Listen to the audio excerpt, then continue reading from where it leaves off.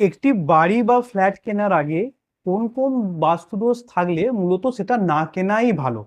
দেখুন, সব বাড়ি বা ফ্ল্যাটেই কিছু না কিছু বাস্তুদোষ বাস্তু প্রবলেম থাকবে, সেগুলোকে রেকটিফাই করা যায় যায়। কিন্তু মেজর যে দুটো বাস্তুদোষ থাকলে কোনো ফ্ল্যাট না কেনাই ভালো, সেটা হচ্ছে, এক হচ্ছে উত্তর পূর্ব টয়লেট। বাড়ির ঈশান কোণ বা নর্থ ইস্টে যদি টয়লেট থাকে, তাহলে বাড়ির বাসিন্দাদের স্বাস্থ্যের অবনতি হয়, আর্থিক অবনতি হয়, কনফিউশন দেখা দেয়, পরিবারে বিভিন্ন অশান্তি হয়, এমনকি ক্যান্সার অবধি হতে পারে।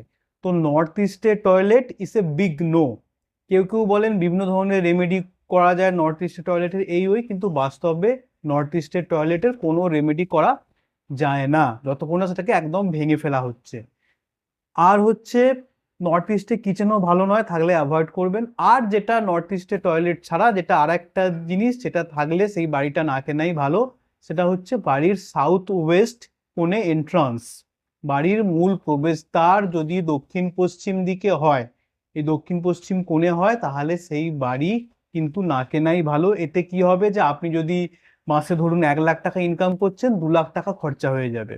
বাড়ির কারুর কোনো উন্নতি হবে না, চাকরি ব্যবসা সব জায়গায় অবনতি, স্বাস্থ্যের ক্ষেত্রে অবনতি ইত্যাদি হতে পারে। তো দুটো জিনিস মূলত বললাম, মনে রাখবেন, বাড়ির নর্থ ইস্ট বা ঈশান কোণে যেন টয়লেট না থাকে, আর বাড়ির সাউথ ওয়েস্ট বা দক্ষিণ পশ্চিম কর্নারে যেন এন্ট্রান্স বা মূল প্রবেশদ্বার না হয়।